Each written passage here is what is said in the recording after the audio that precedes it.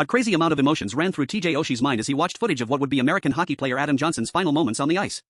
After keeping Johnson and the 29-year-old's family in his thoughts, Oshie, a winger with the NHL's Washington Capitals and co-founder of a hockey apparel company, said that his focus turned to how often he overlooks his own sense of self-preservation while competing at the top of the sport. Sometimes, you feel like you're invincible on the ice, the 36-year-old tells CNN Sport. I tend to go at things headfirst, slide in and worry about my injuries later.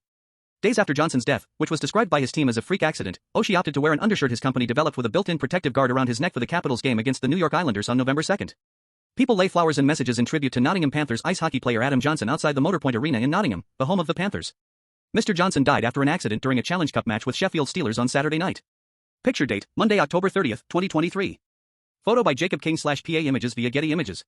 Fans pay tribute to U.S. ice hockey player Adam Johnson, who died last week, aged 29.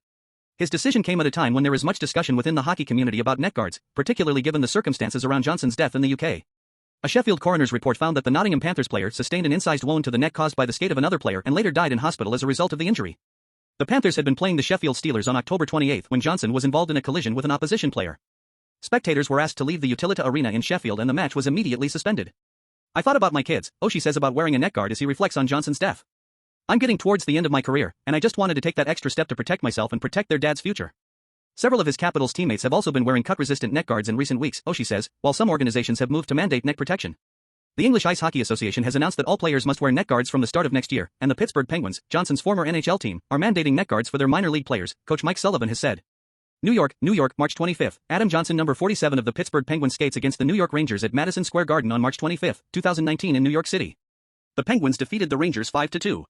Photo by Bruce Bennett/Getty Images. Johnson skating against the New York Rangers at Madison Square Garden in March 2019. Bruce Bennett/Getty Images. Sheffield coroner Tanika Rodden said in her report that she is sufficiently concerned that deaths may occur in the future if neck guards are not worn, adding that her inquest will determine whether neck protection could have prevented Johnson's death. In the NHL, neck guards, let alone neck coverings of any kind, are not a common sight. I think there is a machismo within ice hockey where you're seen as being something less if you choose to wear more protective equipment, ice hockey broadcaster Seth Bennett tells CNN Sport. A lot of players would think that wearing a neck guard is more to do with getting a puck in the neck and trying to protect your larynx as much as a skate blade. There isn't a thought process that this is something that is a vital piece of equipment.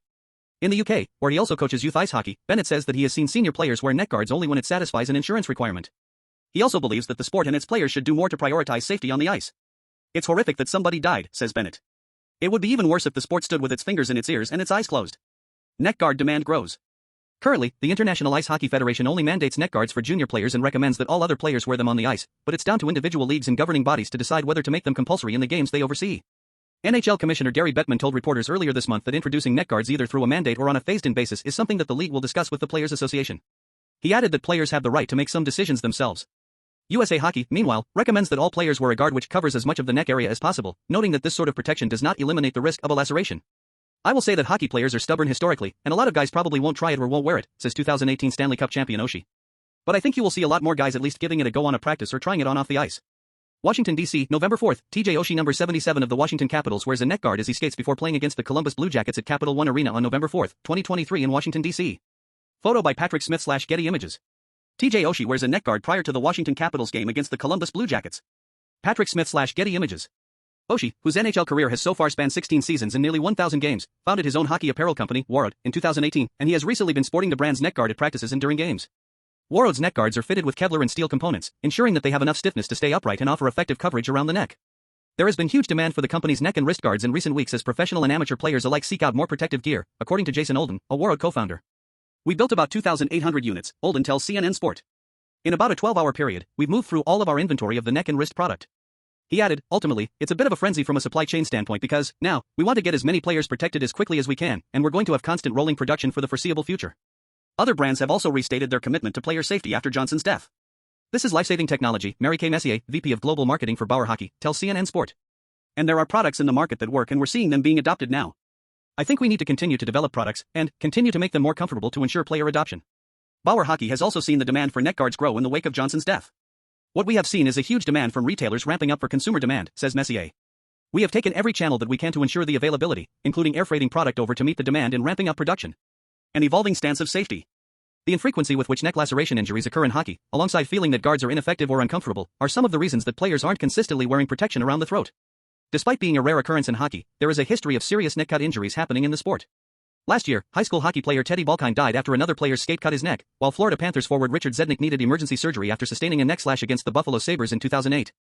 That last incident triggered debilitating PTSD for former NHL goaltender Clint Malarchuk, who almost died from a cut to the neck following an on-ice collision in 1989. It's big anxiety, Malarchuk told The Athletic after learning about Johnson's death, adding that he now has the tools to deal with the lingering mental anguish from his own neck laceration. 1990 to 1991, goaltender Clint Malarchuk of the Buffalo Sabres tends goal during a game against the Montreal Canadiens at Memorial Auditorium in Buffalo, New York. Mandatory credit, Rick Stewart/Allsport. Malarchuk, in goal, stars for the Buffalo Sabres against the Montreal Canadiens at Memorial Auditorium in Buffalo in the 1990-91 season. Rick Stewart/Getty Images. The circumstances around Johnson's death, like other similar occurrences in the sport, have only strengthened calls for neck guards to be worn more widely. I view these tragedies as an impetus for change, Dr. Mike Stewart, Chief Medical Officer at USA Hockey and Chair of its Safety and Protective Equipment Committee, tells CNN Sport. There's a real heightened awareness now that these lacerations can occur to the body. And there's already been, I think, some real renewed interest, if you will, where leagues are starting to mandate and players and parents are ordering cut-resistance products at a record pace. Stewart believes that more work needs to be done to improve the overall quality of neck guards, some of which he thinks are too thin, not wide enough, prone to sliding down the neck and are liable to shrinking in the wash.